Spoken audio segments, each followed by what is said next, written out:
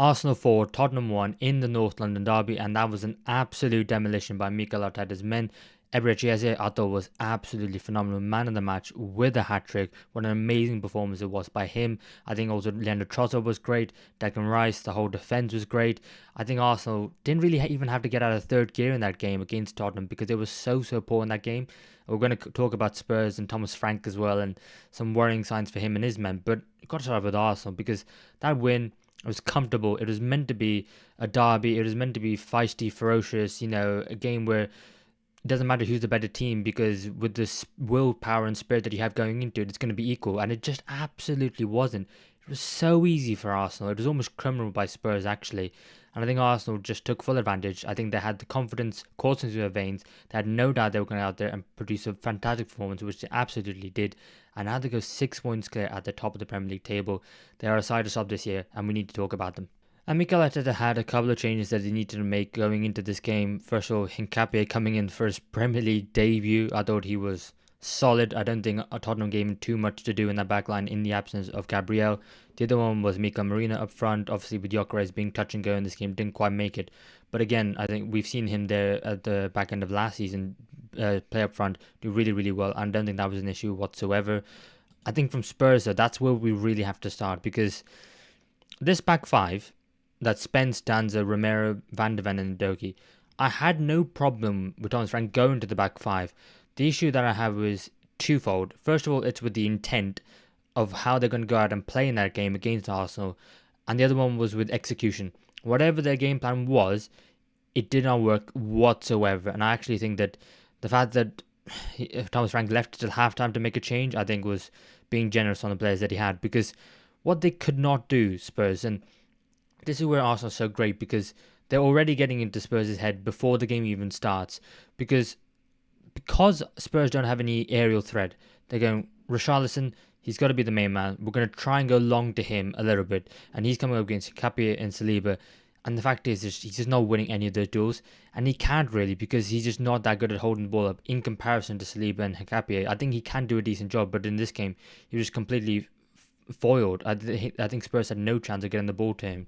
And then the other way that they tried to get the ball around was try and get Romero over here, Danzo over here, and then putting Spence wide. And then they're going to try and play it out the back, which I think, again, just absolutely did not work whatsoever because anytime Vicario got the ball, he passed it to Romero. Romero would give it to Danzo.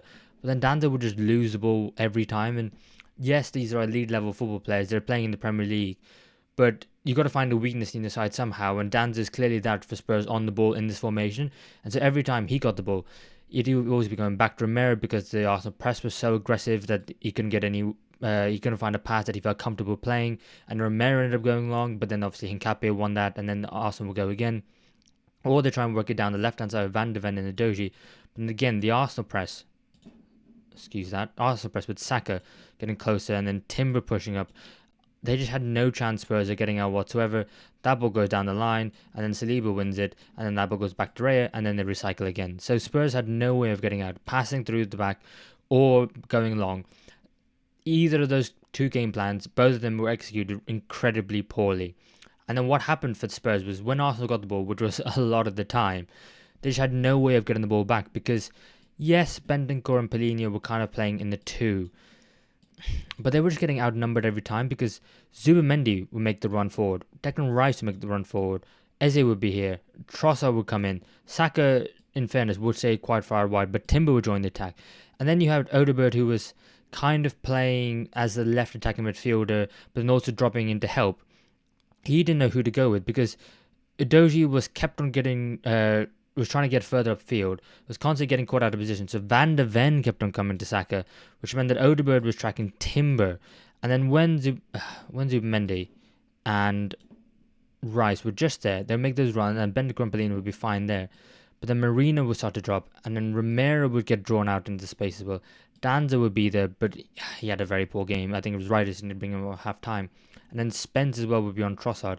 But then Calafiori, it was just a back five which got pinned in so well by Arsenal that they had absolutely no chance of getting out. And I just thought that it was the wrong formation, it was the wrong intent, and it was the wrong execution. And I think you have to give credit to Arsenal as well because any time they had the ball on this right hand side. This right hand side for Arsenal was absolutely amazing. Marino was playing the centre striker, but sometimes he would drop deep. But it was Timber and Saka on this right hand side. They would just completely outnumber this left hand side of Spurs, which meant that every time they got the ball and every time they were able to work it out, they get the ball to the midfield of like an Eze. And Rice would be making the run, Marino would be dropping it deep, and Trossard would also be making the run, and Calafiori would be holding up Spencer on the other side. And Spurs had absolutely nowhere to go. Work it down the right, which is where they had most of the build up, move it over to the middle, and that's where Arsenal would have the creativity. And then someone like Eberechi Eze would then be in the central space, and he could absolutely dominate. And I'll show you now from the game highlights. And before we get to the actual chances themselves, I want to say that the reason why Arsenal end up getting all these chances and end up getting them in such dangerous areas is because they do the difficult things really, really well.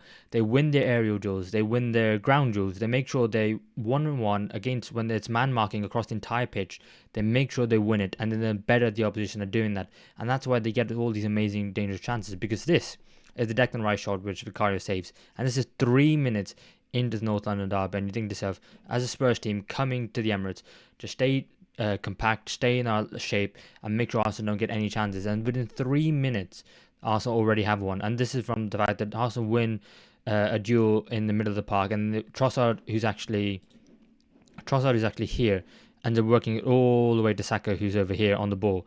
And as we move this on, you can see that Eze, Rice, Marino, they're all in the middle of the park. Jurgen Timber makes the run on the outside of Bukayo Saka, who then starts to make his run inside. And then Eze's on the ball here. And when you think about the runs that they make, Arsenal, from deep, this one's Declan Rice. But also, Marina's there in the box as well. And they've just got players, Spurs, absolutely everywhere. Because if I clear all the drawings now and draw, this is Adoji, your left wing back. Here's Mickey van der Ven. Here's Romero. Here's Danzo. And here's Spence. Now the thing is, right, that's fine as a back five, but where the hell is Tottenham's midfield? Which is why I have an issue with the way Thomas Frank set up his side, because against Arsenal, who they really like to dominate the midfields, the wide spaces, but then like transition over to the midfield. And now when you're looking at it, here's Bentancur, and here's João Palhinha, and also you can see Calafiori on the other side. He's ready to make a run into this space as well. So really at this moment, before Declan Rice even has the shot, Spurs are absolutely everywhere, and this is only the 3rd minute of the game. And this is now the build-up to the second goal. And again, it starts off with Bukayo Saka. Everything's working down the Arsenal right-hand side, but look where Jurgen Timber is. He's not afraid to get forward as well, and he's not too afraid to get involved with Saka and then help out further up the pitch as well. They together were amazing down the right-hand side, and I think that Jurgen Timber there's a lot of talk about him being a fantastic defensive fullback, but there's not enough credit given to him for being an amazing attacking fullback as well. And he's not necessarily got like an amazing delivery, the likes of Trent Alexander-Arnold or Reece James, but he's so good at working with his winger and the link-up play between them to then create spaces for the players on the team. So they're here, but also you've got Eze there, you've got Marina there, and you've got Trossard there. And this front five, I mean, it was just absolutely amazing and absolutely everywhere in this game for Arsenal. But Saka plays the ball to Timber. Timber then turns and he's trying to look for a man to pass it to. He sees Mika Marino there. And actually, he's not doing what a centre forward should be doing in this position. He should be running into that space between the centre backs there to create an option for the likes of Eberechi Eze. But he doesn't do that. What he does is he decides to drop deep and then overload the Spurs midfield. And the two midfielders, I couldn't even tell you where they are right now. That's probably Palhinha. Yeah, that's Palhinha and that's Bentancur. Again, where are they in compared to the Arsenal players in the midfield space in front of the back line? Absolutely nowhere, and they've got no chance. Especially with Spurs playing the 3 centre backs. They've got to jump out and they've got to man mark and be more aggressive.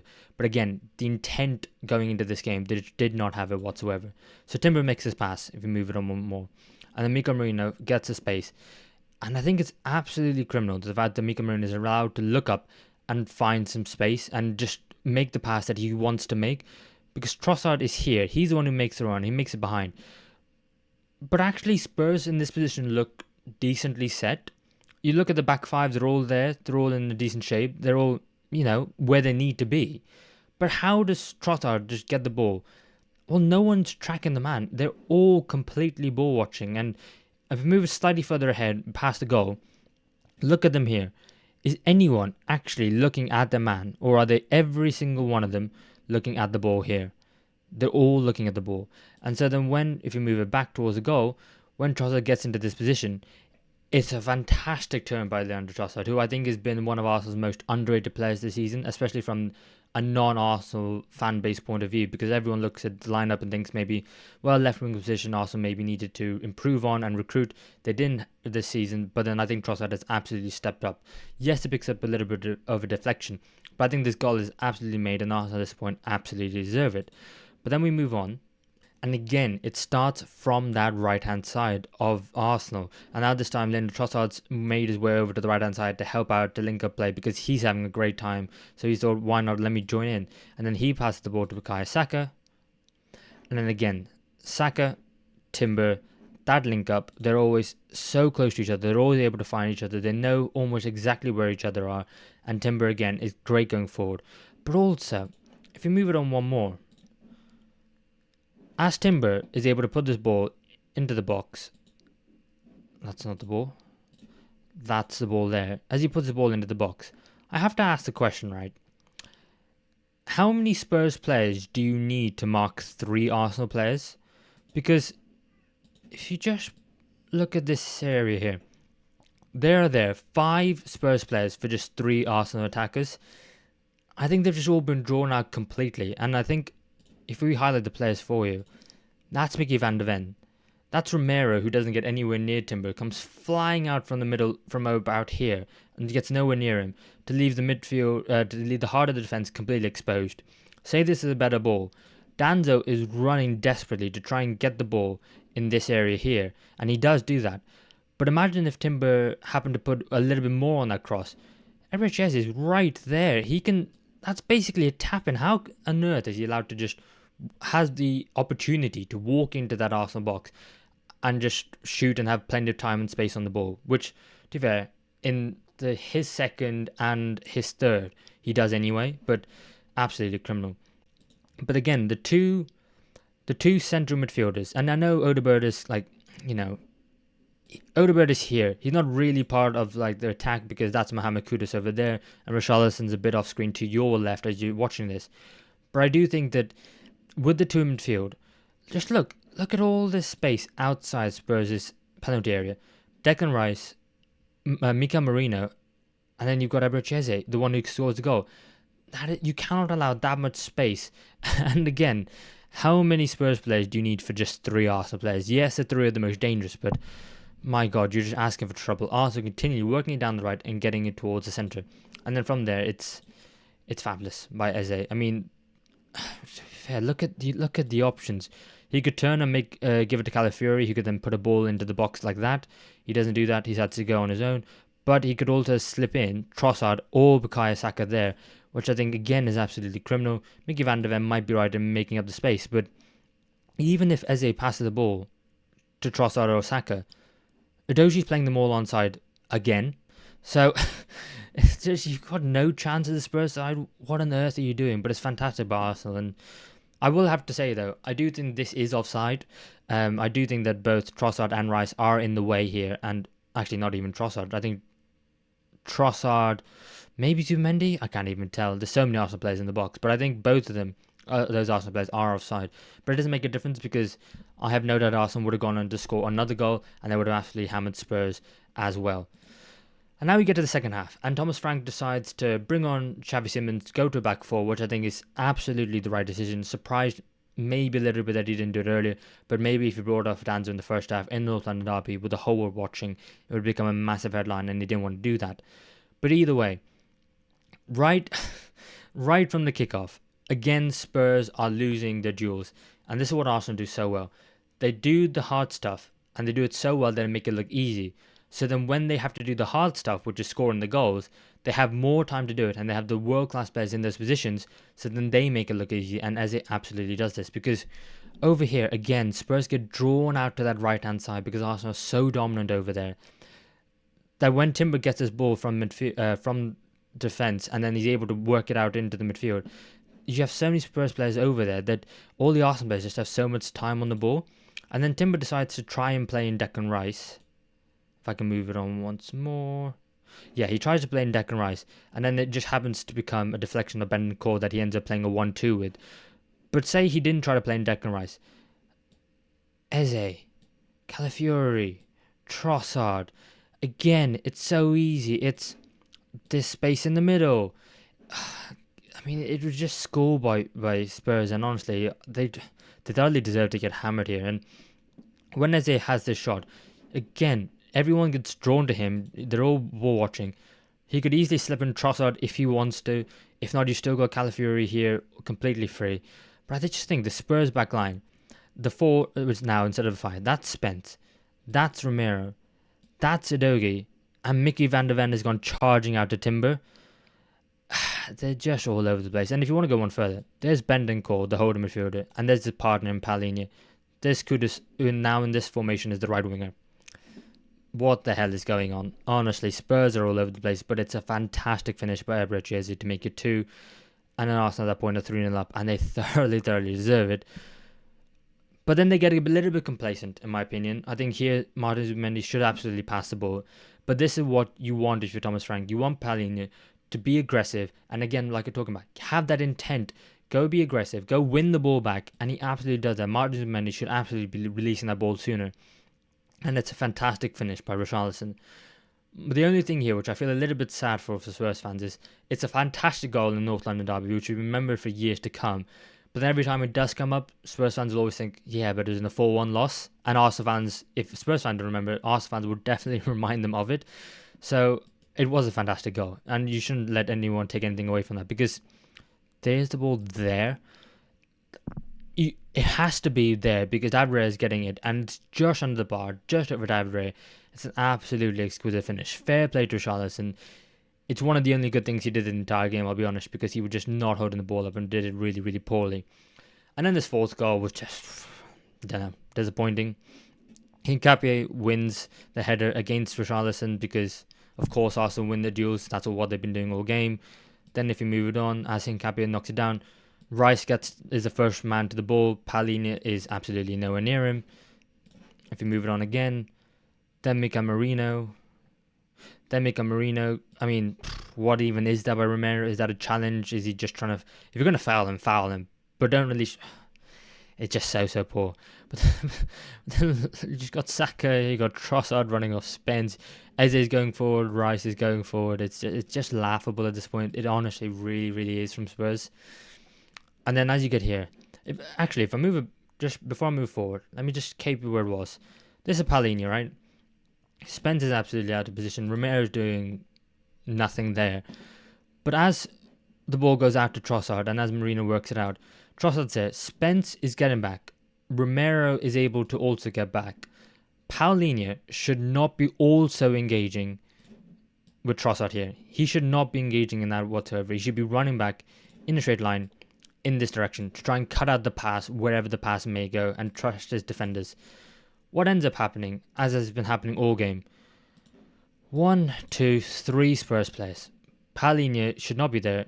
Yes, he's not the quickest, but he could at least be there. Stop it before it gets to Eberechi Eze. But then you got Saka and Eze there. Udogie is... I don't know where Udogie is. I think that he's just trying to attack at this point.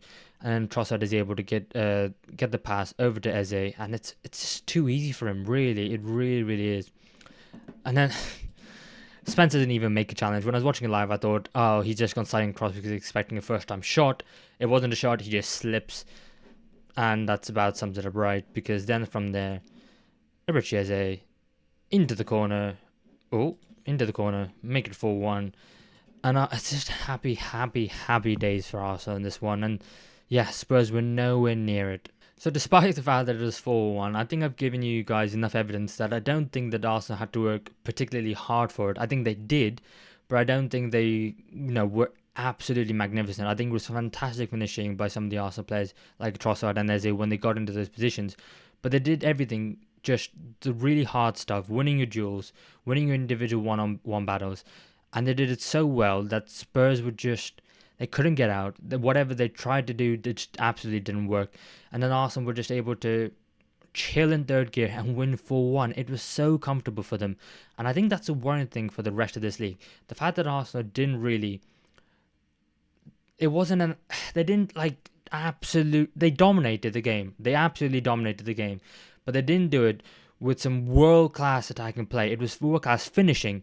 But everything about it going into it was just really, really well done. I hope that makes sense. I'm not trying to take anything away from Arsenal. I'm trying to credit them because they did everything so simply, so absolutely brilliantly well, that it just exposed Spurs for being really poor at the basics, having a game plan that didn't work, trying to change their game plan, but then not having the right mentality when it came out at the start of the second half, so they went even further behind.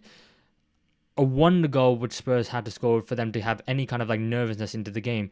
And if you actually look at the momentum chart going into that game, Arsenal completely dominated. That was the definition of dominance, in my opinion. And I think it's scary for the rest of the league, the fact that Arsenal are now 6 points clear. They play Chelsea next weekend. If they beat Chelsea as well, it's going to it takes some catching up for them to do. I mean, who can catch them? Maybe Manchester City, but even they don't look as good as Arsenal right now. So, yeah, I think Arsenal are absolutely miles away favourites for the league. I think they probably will go on to do it. And, oh God, they're just an amazing football team right now.